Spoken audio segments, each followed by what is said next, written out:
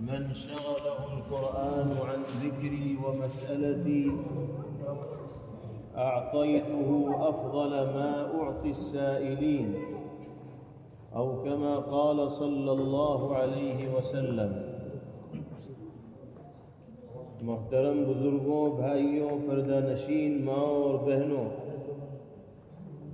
ہم سب کے لیے آج بڑی مسرت، خوشی اور سعادت کا موقع ہے کہ اللہ رب العزت والجلال نے ایک ایسی مجلس و محفل میں شرکت کی سعادت میسر فرمائی ہے جس کو اللہ کے پاک کلام قرآن مقدس سے نسبت حاصل ہے۔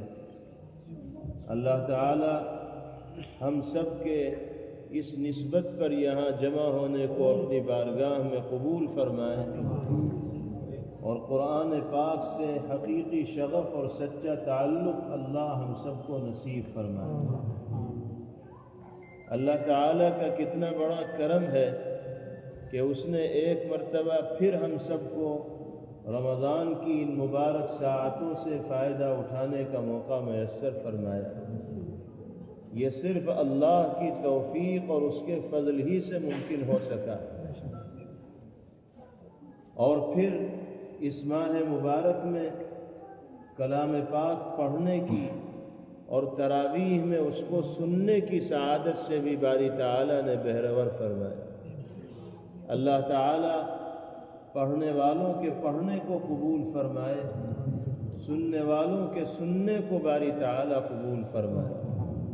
یہاں پر جن حافظ صاحب نے تراویح میں قرآن پاک مکمل کیا، اللہ تعالیٰ ان کے علم میں اور عمر میں برکت عطا فرمائے، ان کے والدین، اعزاء و متعلقین اور اساتذہ کو جزائے خیر مرحمت فرمائے، اور جن خواتین و حضرات نے حافظ صاحب کی اقتداء میں نماز تراویح ادا کی اور مکمل قرآن پاک کی سماعت کا اور سننے کا حق ادا کیا، اللہ ان سامعین و سامعات کو، سننے والوں اور سننے والیوں کو بھی جزائے خیر مرحمت فرمائے، اور ان کے لیے بھی قرآن پاک سے تعلق و وابستگی کو آسان فرمائے۔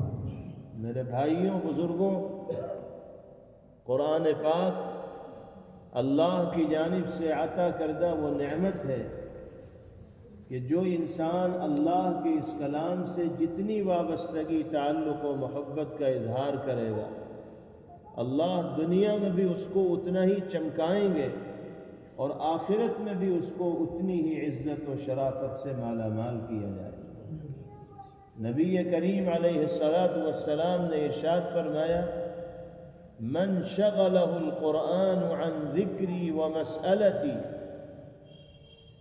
جس مسلمان کو، خواہ وہ مرد ہو یا عورت، قرآن پاک کی تلاوت، میرے ذکر سے اور میرے بارگاہ میں سوال کرنے سے مشغول کر دے۔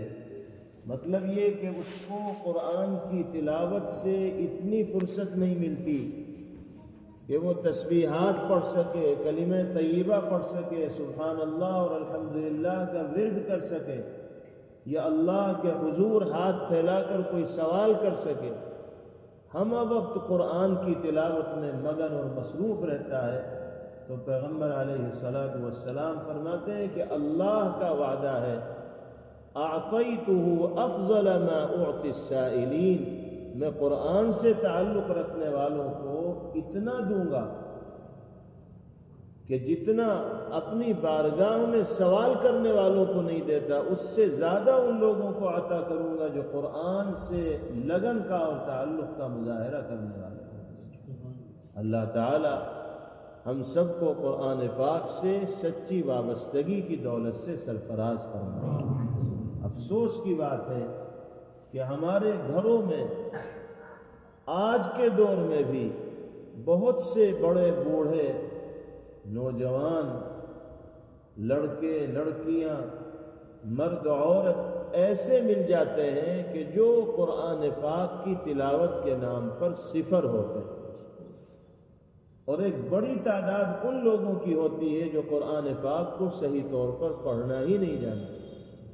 بہت سے لوگ وہ ہیں کہ جو قرآن جانتے ہی نہیں، اور بہت سے وہ ہیں کہ جو قرآن کی تلاوت کر تو لیتے ہیں لیکن تلاوت کا جو طریقہ اور سلیقہ ہوتا ہے اس کو سیکھنے کی کبھی کوشش نہیں کی گئی، اور والدین نے اپنے بچوں کو سلیقے کے مطابق قرآن پاک کی تعلیم دلانے کی فکر بھی نہیں کی۔ یہ ہمارے لیے لمحہ فکریہ ہے۔ اللہ نے قرآن سے وابستگی کی بدولت دنیاوی اور اخروی کامیابیوں کا وعدہ فرمایا۔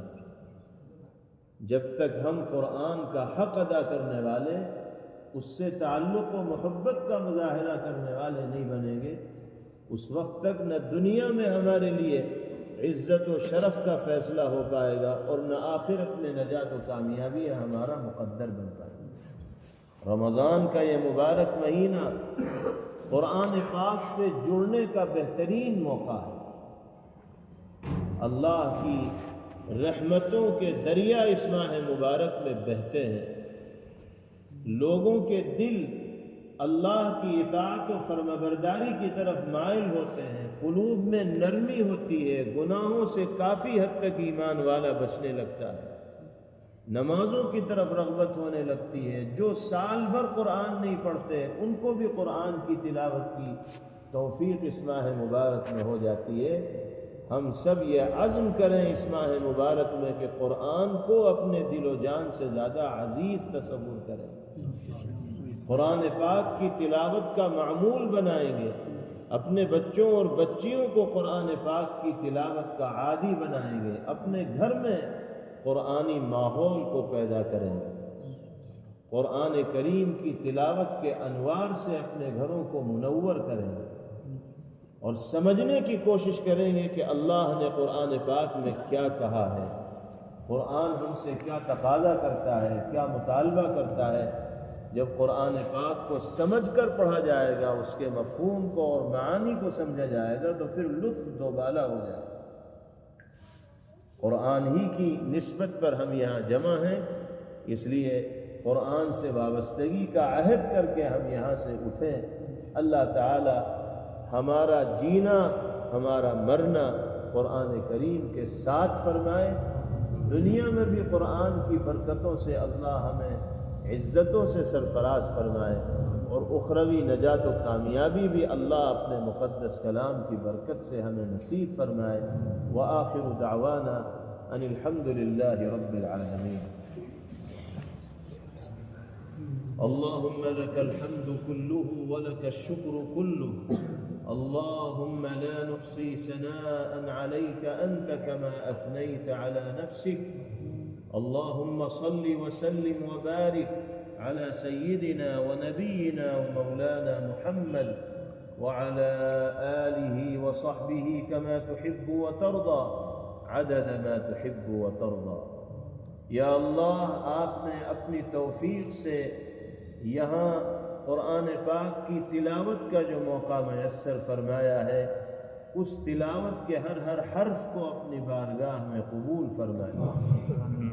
جن حضرات کو سماعت کا موقع ملا ہے، اے اللہ ان کے سننے کو قبول فرما لیجیے۔ یقیناً پڑھنے والوں کے پڑھنے میں بھی کوتاہیاں رہی ہوں گی اور سننے والوں کے سننے میں بھی کوتاہیاں رہی ہوں گی۔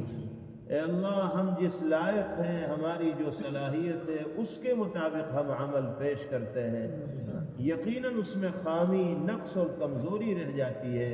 اے اللہ، آپ اپنی شان عالی کے مطابق ہمارے ان اعمال کو اپنی بارگاہ میں قبول فرما لیجیے، تلاوت کو بھی قبول فرما لیجیے، سماعت کو بھی قبول فرما لیجیے۔ اے اللہ، قرآن سے محبت ہمارے سماج میں عام فرما دیجیے، ہمارے بڑوں کو، چھوٹوں کو، مردوں کو، عورتوں کو، جوانوں کو، بچوں کو، بچیوں کو قرآن کی تلاوت کا شیدا اور عادی بنا دیجیے۔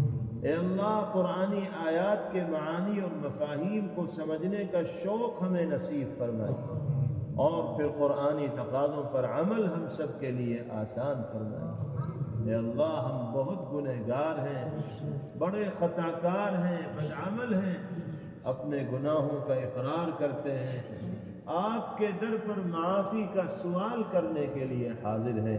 اے اللہ، یہ بہت مبارک موقع ہے، قرآن پاک کی تکمیل کا موقع ہے، اس موقع پر کی جانے والی دعائیں آپ کے در سے رد نہیں کی جاتی۔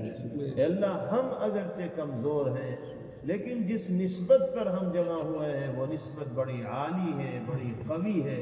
اے اللہ اس نسبت قرآنیہ کی برکت سے ہم سب کے جمع ہونے کو قبول فرما، ہمیں اپنے مقبول بندوں اور بندیوں میں شامل فرما لیجیے۔ اے اللہ ہمارے لیے عفو درگزر کے فیصلے فرما دیجیے۔ اس ماہ مبارک میں ہم میں سے کسی کو اپنی رحمتوں سے اور خیرات و برکات سے محروم نہ فرما۔ اے اللہ ہم سب کو عزت و عافیت کی زندگی نصیب فرمائیے۔ ہم میں سے کون کس طرح کے مسائل کا شکار ہے، کون کس طرح کی الجھن میں گرفتار ہے، کس کے سامنے کیا پریشانیاں ہیں، آپ سے بہتر کوئی نہیں جانتا۔ آپ علیم بذات الصدور ہیں، دل کے بھید اور راز کو جاننے والے ہیں۔ بہت سے بھائی بہن ایسے ہیں جو اپنے حالات کسی کے سامنے بیان بھی نہیں کر سکتے، دوسروں سے کہیں گے تو لوگ تماشا بنائیں گے، طرح طرح کا مزاج لوگ رکھنے والے ہوتے ہیں۔ اے اللہ آپ سے کوئی چیز ڈھکی ہوئی اور چھپی ہوئی نہیں ہے، آپ کے لیے ہمارا ظاہر بھی ظاہر ہے اور باطن بھی ظاہر ہے۔ اے اللہ قرآن کی برکت سے، اس مجلس کی برکت سے، اس ماہ مبارک کی برکت سے ہم سب کے مسائل کو حل فرمائیے، ہماری پریشانیوں کو دور فرمائیے، عزت و عافیت کی زندگی ہمیں نصیب فرمائیے، ہمارے گھروں میں ایمانی ماحول پیدا فرمائیے، قرآن کی تلاوت کے انوار سے ہمارے گھروں کو منور فرمائیے۔ اے اللہ سارے عالم کے مسلمانوں کے لیے خیر کے فیصلے فرمائیے، فلسطین کے مظلوم مسلمانوں کی مدد فرمائیے۔ اے اللہ ظالموں نے جبر و تشدد کے سارے ریکارڈ توڑ رکھے ہیں، اس ماہ مبارک میں بھی چھوٹے چھوٹے بچوں کو جام شہادت نوش کرنا پڑ رہا ہے۔ اے اللہ ان کے لیے سحر و افطار کا بندوبست نہیں ہے۔ اے کریم آقا آزمائش و امتحان کا سلسلہ بہت دراز ہو گیا، اے اللہ اب اس سلسلے کو موقوف فرما دیجیے، ظالموں کو نیست و نابود کر دیجیے، ان کی طاقت کو مٹی میں ملا دیجیے، ان کو عبرت کا نشان بنا دیجیے۔ اے اللہ فلسطین کے لوگوں کی مدد فرما دیجیے، آپ قادر مطلق ہیں۔ اے اللہ آپ کے فیصلے کو کوئی چیلنج کرنے والا نہیں، آپ نے اہل ایمان کو غالب کرنے کا فیصلہ کر لیا تو دنیا کی ٹیکنالوجیاں فیل ہو جائیں گی اور اہل ایمان غالب ہو جائیں گے۔ اے اللہ مسجد اقصیٰ کو یہودیوں کے قبضے سے آزاد فرمائے اور اہل ایمان کے سجدوں سے آباد فرمائے۔ اے اللہ ہمارے اس ملک میں بھی امن و امان کی فضا قائم فرمائے۔ آنے والے دنوں میں جو قومی الیکشن ہے اس کے نتائج ملک میں بسنے والے لوگوں کے لیے مثبت اور سازگار فرمائے۔ اے اللہ ایسی طاقتوں کو اقتدار سے بے دخل اور محروم فرمائیے جو ملک میں بسنے والوں کے ساتھ ناانصافی کا اور ظلم کا معاملہ کر رہے ہیں۔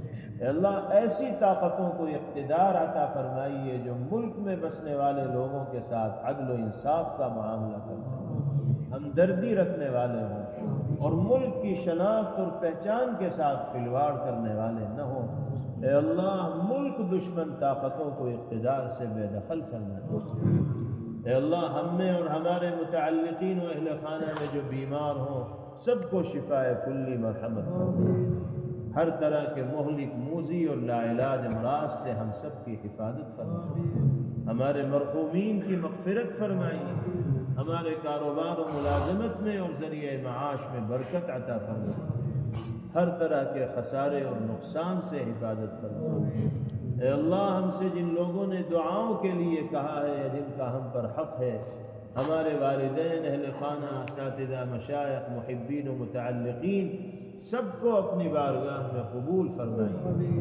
اللہم ربنا آتنا فی الدنیا حسنہ وفی الآخرۃ حسنہ وقنا عذاب النار، وصلی اللہ وسلم وبارک علیہ وعلى آلہ وصحبہ اجمعین برحمتک یا ارحم الراحمین۔ Thanks for watching. Don't forget to like, comment, share and subscribe to Al Wahid channel.